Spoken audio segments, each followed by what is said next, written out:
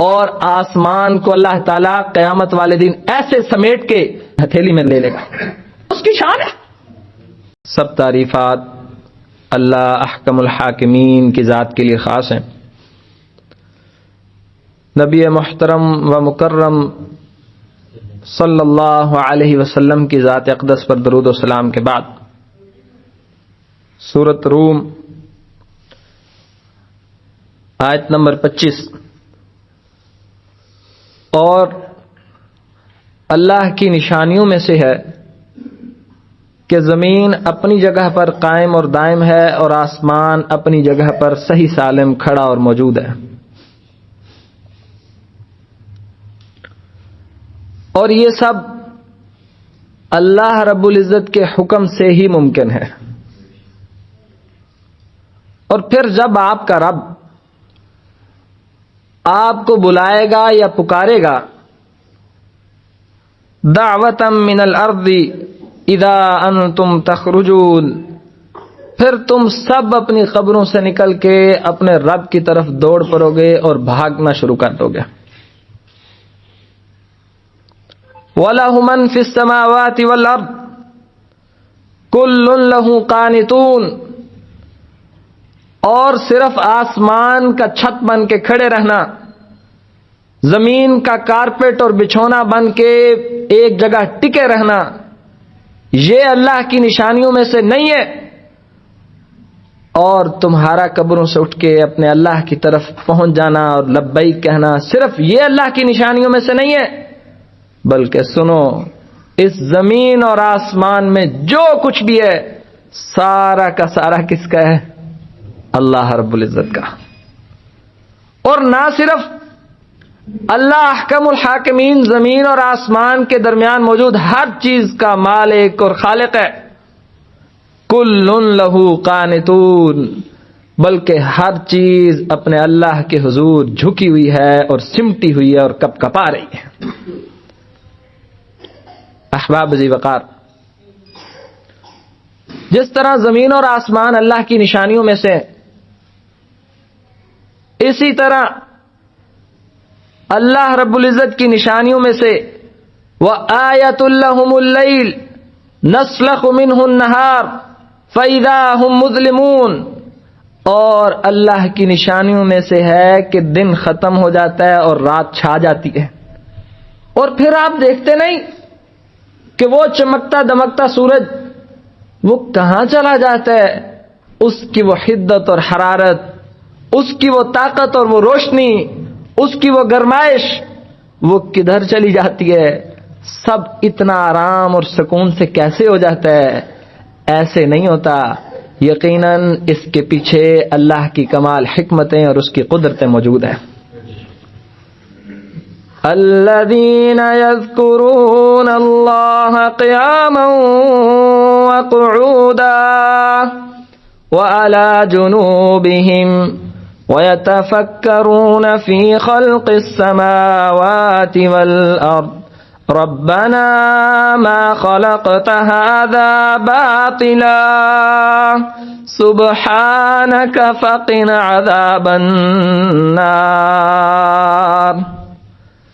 اور مومنوں کی نشانی یہ ہے، آپ ذرا اس کا آپس میں تعلق دیکھیے گا، زمین کا پیدا کرنا، آسمان کا پیدا کرنا، اور دن کے 12:30-1 بجنے والے ہیں، سورج کیوں اپنی روشنی نہیں دکھا رہا؟ میرے اللہ کی قدرت ہے. بھائی سورج اپنی طاقت اور اپنی ہمت اور اپنی محنت سے روشنی دکھا سکتا؟ ما تسبق من ورقۃ، کوئی پتا بھی کروٹ نہیں بدلتا مگر اللہ کے علم میں ہے. اب ان نشانیوں کا، ان اللہ کی کمال قدرتوں کا، ان حکمتوں کا، اللہ کی بنائی گئی ان مخلوقات کا، ان سورج اور چاند اور دن اور رات، ان کا تعلق سمجھیے آپ کی اور میری زندگی سے بڑا اہم تعلق ہے. سورۃ آل عمران فرمایا بے شک مومنوں کے نشانی یہ ہے الذین یذکرون اللہ قیاما وقعودا، اگر کھڑے بھی ہوں تو ذکر کس کا کرتے ہیں؟ اللہ کا.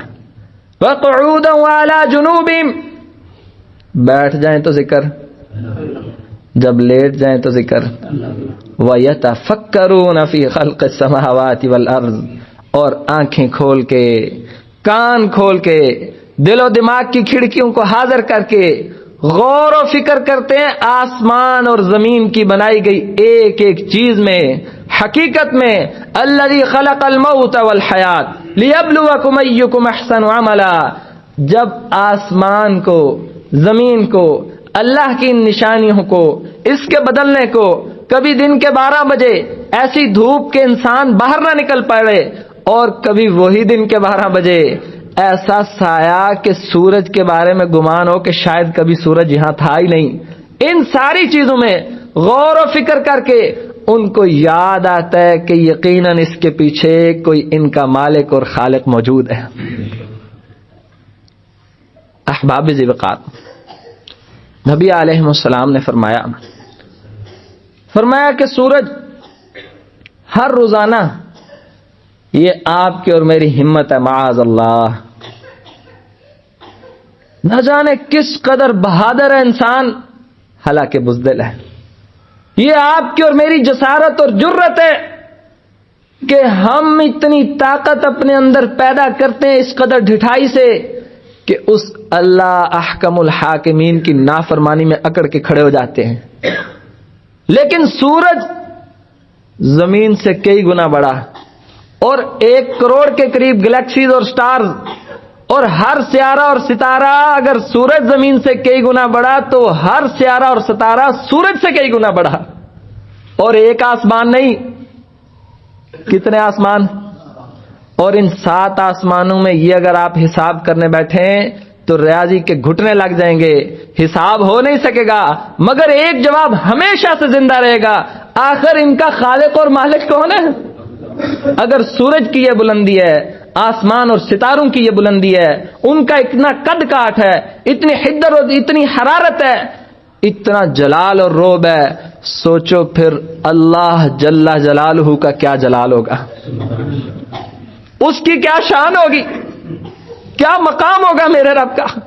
نبی علیہ السلام نے فرمایا، او انسان چھوٹی عقل والو، آپ اپنی نظر کے حساب سے دیکھتے ہو، آپ اپنے مشاہدے کے پیمانے کو سامنے رکھتے ہو، آپ اپنے تجربے کی نظر سے دیکھتے ہو، جو آنکھیں دیکھتی ہیں، کان سنتے ہیں، آپ محسوس کرتے ہو، آپ کے فیصلے ہیں اس کی بنیاد پر، اور آپ کی نظر میں سورج بہت بڑی چیز کا نام ہے، لیکن سنیے، ہر روزانہ سورج اللہ کے عرش کے نیچے جا کے اللہ احکم الحاکمین کے سامنے سجدہ ریز ہوتا ہے اور کہتا ہے مالک الملک، اگر اجازت ہو تو کل نکلوں، اجازت ملتی ہے تو سورج طلوع ہوتا ہے، جس دن اجازت نہیں ملے گی سورج نکلے گا۔ کتنا فرما بردار ہے، کتنا فرما بردار ہے اپنے خالق اور مالک کا، ایک ایک لمحے پہ اپنے رب سے پوچھ کے چلتا ہے، ایک ایک سانس، ایک ایک سیکنڈ، ایک ایک کروٹ، کھڑا ہے تو اللہ کی فرما برداری میں سورۃ آل عمران، بیٹھا ہے تو اللہ کے ذکر اس کی فرما برداری میں، لیٹا ہے تو اس کے ذکر اور اس کی فرما برداری میں، وَيَتَفَكَّرُونَ، اگر بیٹھا، اٹھا، لیٹا، ان سب حالتوں میں اللہ کا ذکر، اس کی یاد میں رہتا ہے مومن بندہ، حتیٰ کہ اگر ذہن سوچنے لگ جائے تو سوچتا بھی اس بات پہ ہے کہ سبحانک، اے اللہ تو پاک ہے، زمین اور آسمان کی، ما خلقت ھذا باطلا، زمین اور آسمان کی کوئی بھی چیز تو نے فضول نہیں بنائی، حتیٰ کہ سوچتا بھی ہے، سوچ سے بھی اللہ کی فرما برداری پیدا کرتا ہے، یہ مومن کی نشانی ہے۔ اب آئیے، نبی علیہ السلام نے فرمایا کہ جہنم نے اللہ رب العزت سے شکایت کی، اپنی حدت اور حرارت کی، اکل بعدی بعضا، اے میرے اللہ، جہنم کہتی ہے کہ میرا کچھ حصہ میرے کچھ حصے کو کھائے جا رہا ہے۔ اللہ احکم الحاکمین نے اس کو چھٹی دی، چلو ہم آپ کو چھٹی دیتے ہیں، آپ 2 سانس لے لیا کرو۔ فرمایا سردی کی شدت جہنم کی ٹھنڈی آہ اور ٹھنڈا سانس ہے، اور گرمی کی شدت جہنم کا گرم سانس ہے۔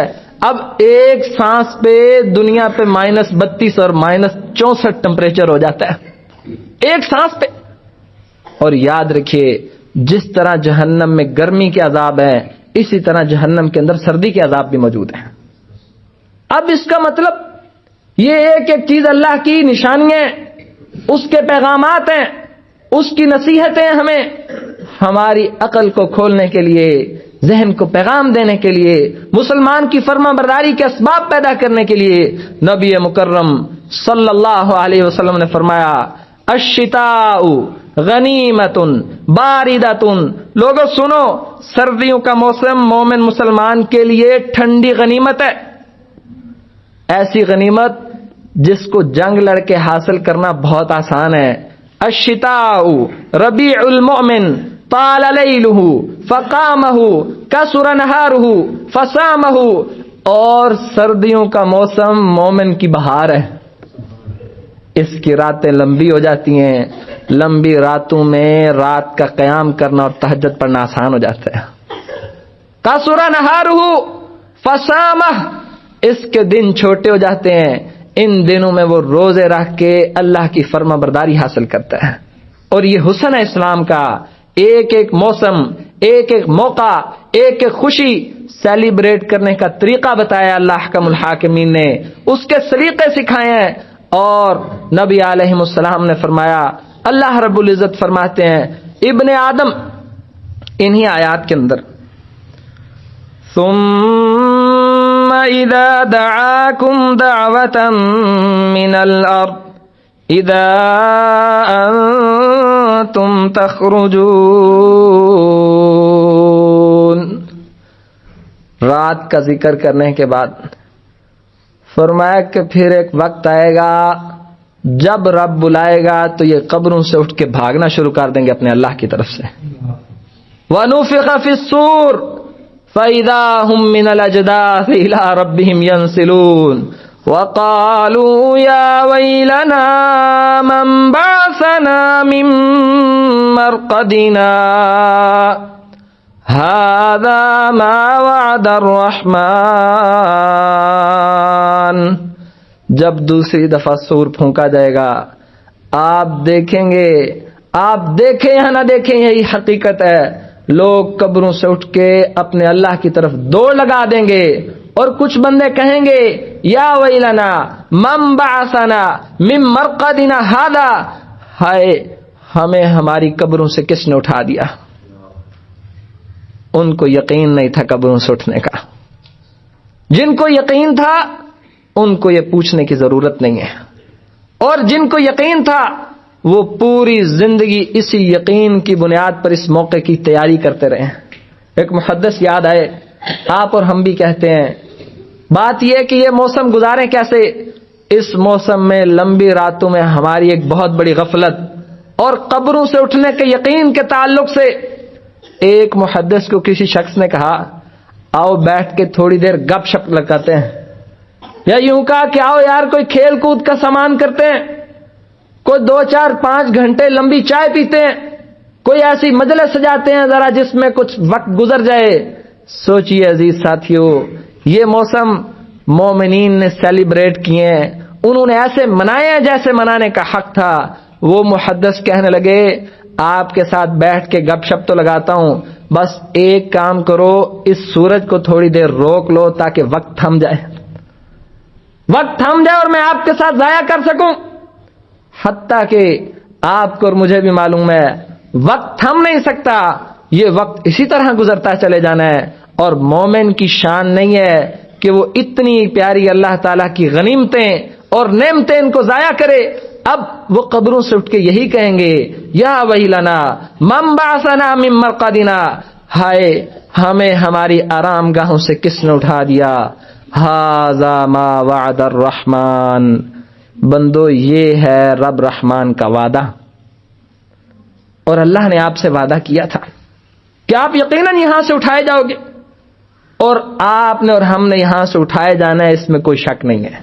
نبی علیہ السلام نے فرمایا، اللہ احکم الحاکمین فرماتے ہیں ابن آدم نے میرے پہ الزام لگایا ہے،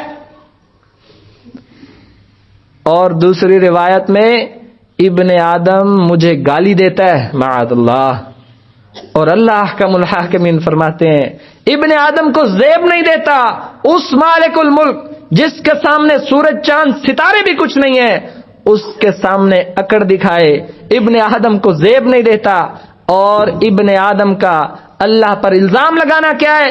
فرمایا اللہ پر الزام یہ لگاتا ہے کہ اللہ تعالیٰ اس کو قبر سے دوبارہ زندہ نہیں کرے گا، حالانکہ اللہ اس کو زندہ کرے گا. اس کو ہر حال میں اللہ کے حضور پیش ہونا ہے. نفاق کی دو اقسام ہیں. آپ اور ہم میں سے کوئی اپنے آپ کو مبرہ مت سمجھے، بری مت سمجھے کہ ہم تو عقیدہ اور یقین رکھتے ہیں کہ اللہ ضرور اٹھائے گا، لہذا ہم اپنے رب پہ الزام نہیں لگاتے. نفاق کی دو اقسام ہیں، اعتقادی منافق اور عملی منافق.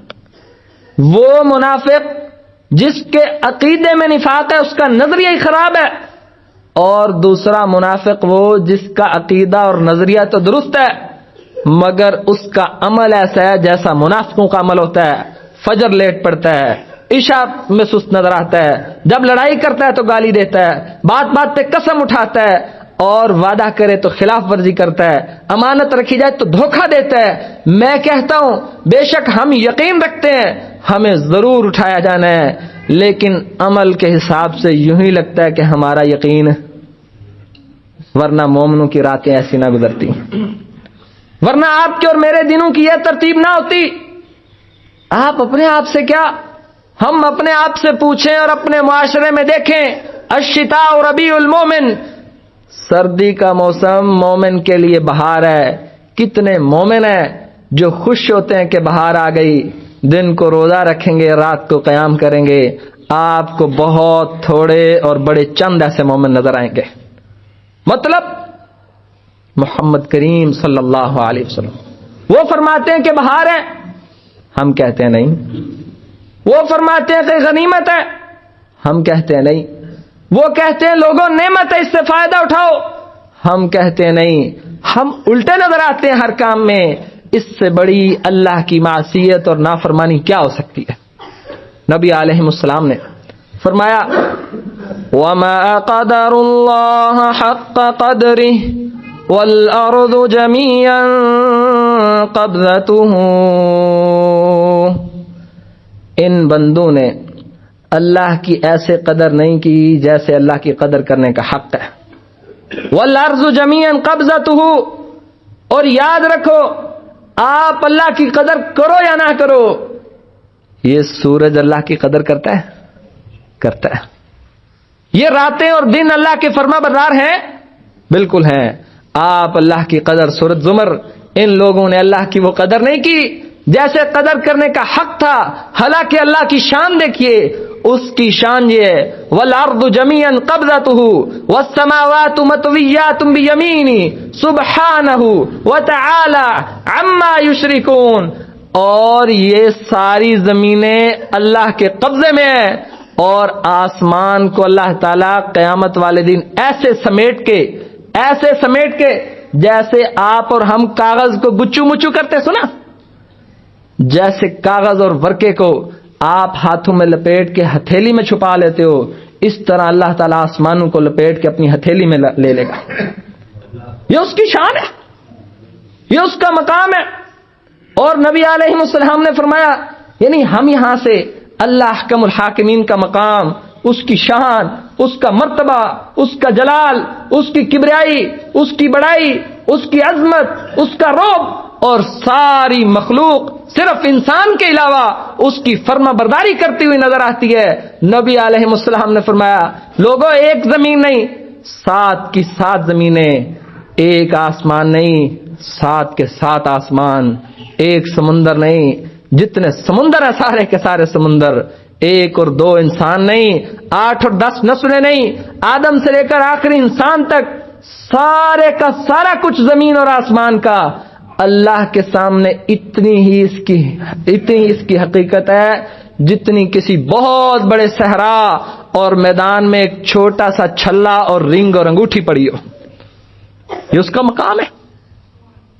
انسان قدر کرے یا نہ کرے اللہ کی، وہ اپنے ہیبت اور اپنے جلال پر اسی طرح اپنی آن اور شان سے موجود ہے.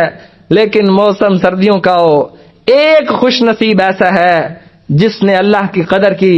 نبی علیہ السلام نے فرمایا ان اللہ لیضحک الی رجلین، لوگو اللہ رب العزت دو بندوں کی طرف دیکھ کے مسکراتا ہے. دو بندے ایسے ہیں. اللہ رب العزت کون؟ اللہ رب العزت جس کی شان ابھی آپ نے اور میں نے پڑھی، جس کا مقام ایک اور روایت میں نبی علیہ السلام نے فرمایا یمجد الرب نفسہ، اللہ رب العزت اپنے نفس کی خود پاکی اور بڑائی بیان کرتا ہے. اللہ رب العزت اپنے نفس کی خود پاکی اور بڑائی بیان کرتا ہے.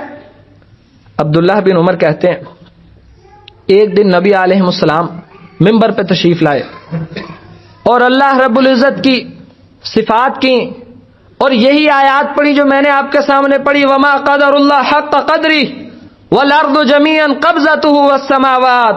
ان لوگوں نے اللہ کی وہ قدر نہیں کی جو قدر کرنے کا حق تھا، اور زمین اور آسمان ہر چیز اللہ کے ایک انگلی میں، ایک ہتھیلی میں آ جائے گا. اور پھر فرمایا ہم نے دیکھا کہ نبی علیہ السلام کا ہاتھ یوں ہل رہا ہے.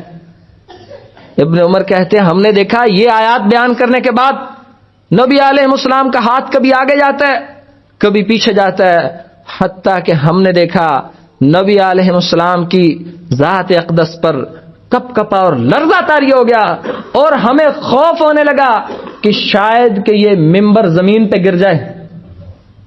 یہ اللہ کی شان ہے. میں حیران ہوتا ہوں، آپ اور ہم ہر نماز میں نماز کو شروع کرتے ہیں اللہ اکبر، کاش کہ کبھی دل کی کیفیت بھی یہ مانے اللہ سب سے بڑا ہے، میری خواہشات چھوٹی ہیں، میرا رب سب سے بڑا ہے، میرے کام چھوٹے ہیں، میری ترجیحات میں سب سے پہلے میرا رب، اس کا دین، اس کا اسلام ہے، باقی ساری دنیا چھوٹی ہے. بھائی حقیقت یہ ہے زبان سے ہم اللہ کو بڑا مانتے ہیں، عمل سے معاذ اللہ اللہ کو بڑا مانتے. اب فرمایا پھر نبی علیہ السلام نے فرمایا لوگو یمجد الرب نفسہ، آپ کا رب اپنے نفس کی خود تعریف کرتا ہے. اور بھلا کیا فرماتا ہے رب؟ انا الجبار، لوگو میں بڑا جبار اور زبردست ہوں. اور پھر اللہ رب العزت فرماتے ہیں انا المتکبر، لوگوں سب سے زیادہ تکبر کرنے والی ذات کون سی ہے؟ اللہ. اور تکبر اللہ کی شان اور اس کی چادر ہے، اور زمین میں کسی کو تکبر کرنے کا حق نہیں ہے. اور انا الجبار انا المتکبر یہ کہنے کے بعد انا المالک، لوگوں زمین کا بادشاہ کون ہے؟ اللہ رب العزت. یہ کہنے کے بعد انا المالک انا الجبار انا المتکبر، اللہ تعالیٰ اپنے بندوں پر اپنا رحم اور شفقت ہمیشہ غالب رکھتے ہیں. انا العزیز، سب سے غالب کون ہے؟ اللہ. یہ اپنی صفات بیان کرنے کے بعد انا الکریم، میں بڑا مہربان بھی ہوں. یہ اپنی شان اللہ تعالیٰ بیان کرتے ہیں.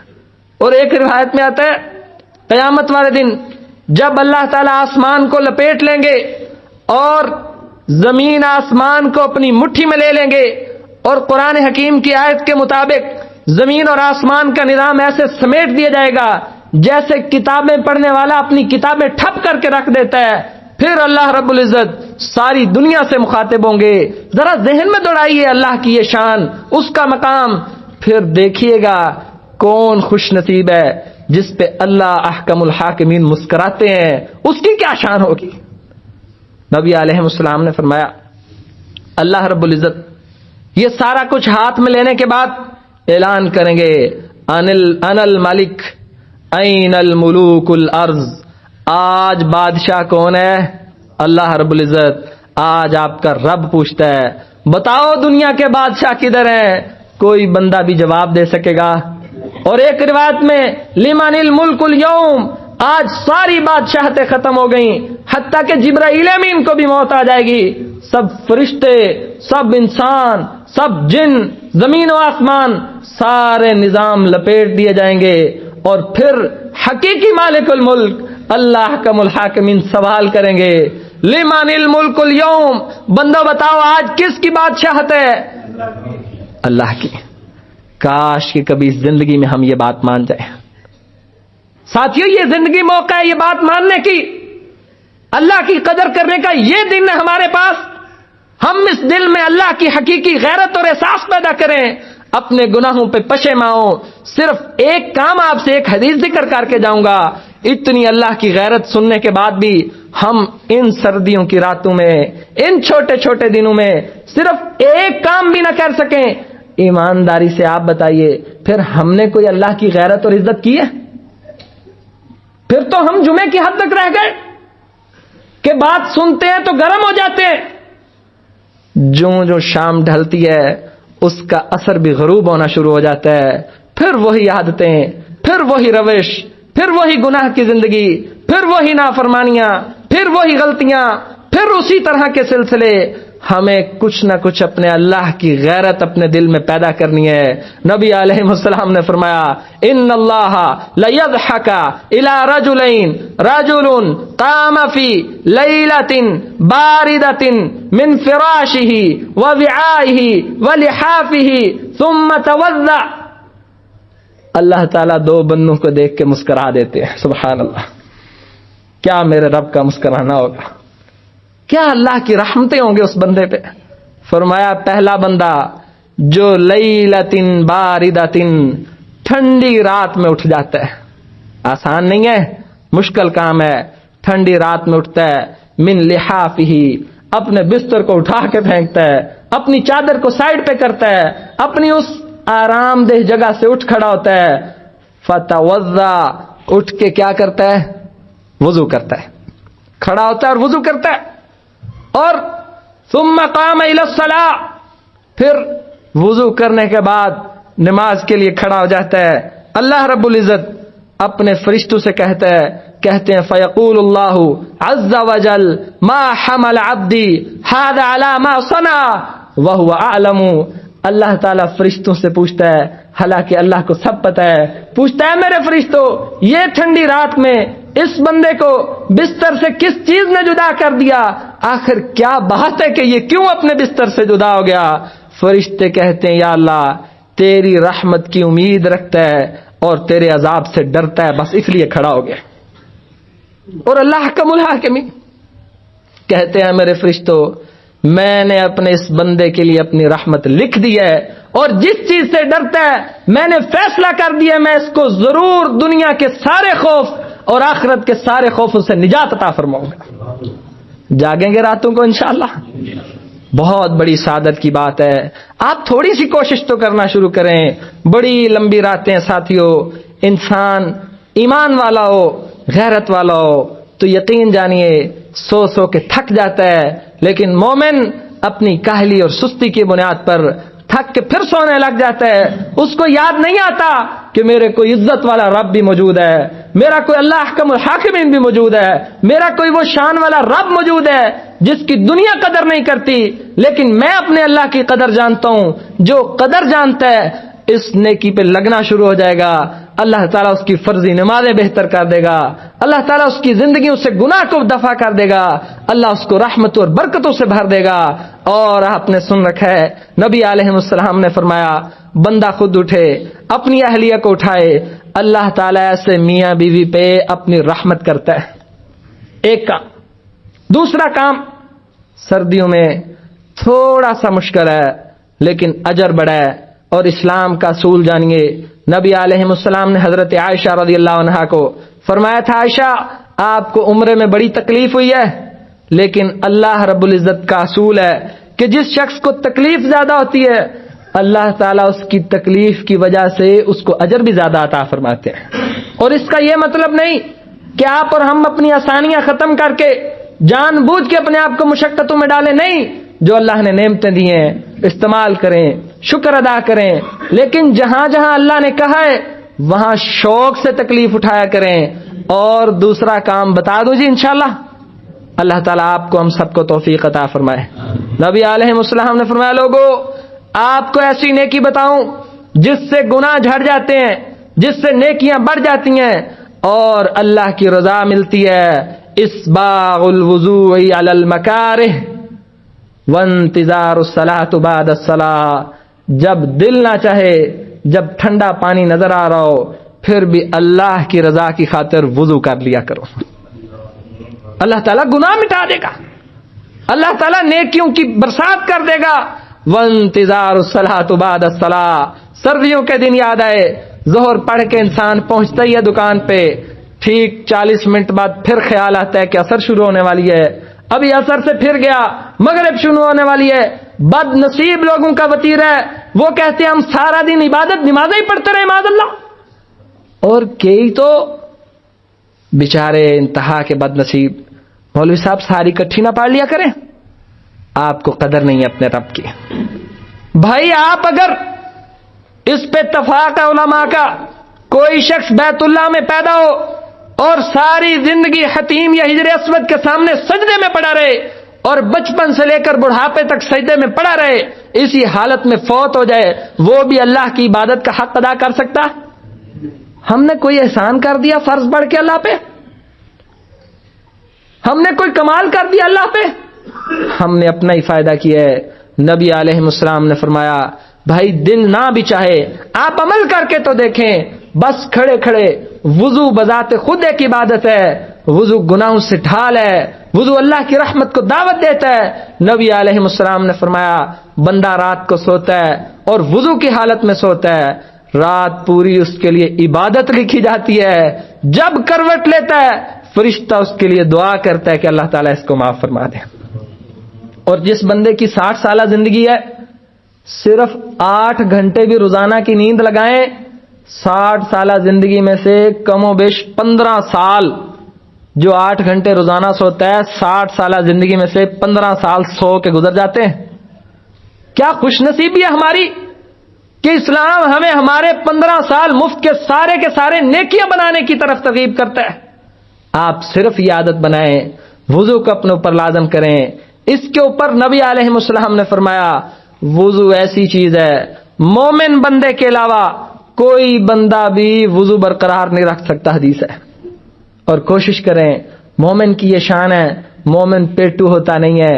نبی علیہ السلام نے فرمایا بندہ جن برتنوں کو بھرتا ہے ان میں سے سب سے بدترین چیز اس کا پیٹ ہے, وہ جس کو بھرتا ہے. جس کی عادت بن جائے تھوڑا کھائے, ضرورت جتنا کھائے, مناسب کھائے, چند لقمے کھائے جس سے کمر سیدھی ہو جائے, اس کے لیے رات کا قیام آسان ہے, اس کے لیے روزوں کی عادت آسان ہے, اس کے لیے وضو برقرار رکھنا آسان ہے, اس کے لیے چست رہنا آسان ہے, اس کے لیے شہوات کو کنٹرول کرنا آسان ہے. کتنے فائدے ہیں ہمیں ایک ایک کام پہ, لیکن محض اپنی تھوڑی سی لذت کی خاطر ہم اس اتنے بڑے اجر سے محروم ہو جاتے ہیں. نبی علیہ السلام نے فرمایا وضو کے متعلق, اللہ اکبر, قیامت والے دن لوگ کچھ آئیں گے, ان کے چہرے چمک رہے ہوں گے اور ان کے ہاتھ چمک رہے ہوں گے.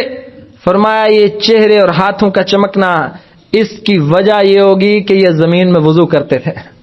اللہ تعالیٰ کو یہ نیکیاں پسند ہیں. اور اسی کے ساتھ اگر ایک تیسرا کام بھی ملا لیا جائے, دن کے روزوں بڑے سخت ہے جہنم کا ایک, قیامت کا ایک دن بڑی سختیاں, آپ اور ہم اس کی طاقت نہیں رکھتے برداشت کرنے کی. نبی علیہ السلام نے فرمایا اطعموا الطعام وافشوا السلام وصلوا باللیل والناس نیام تدخلوا الجنۃ بالسلام. رات کو تہجد پڑھا کرو, لوگوں کو کھانے کھلایا کرو, دن کو روزے رکھا کرو, اللہ تعالیٰ سلامتی کے ساتھ اپنی جنت الفردوس میں داخل کرے گا. اللہ تعالیٰ آپ کو, مجھے, ہم سب کو عمل کی توفیق دے. ھذا ما کان عندی واللہ اعلم بالصواب.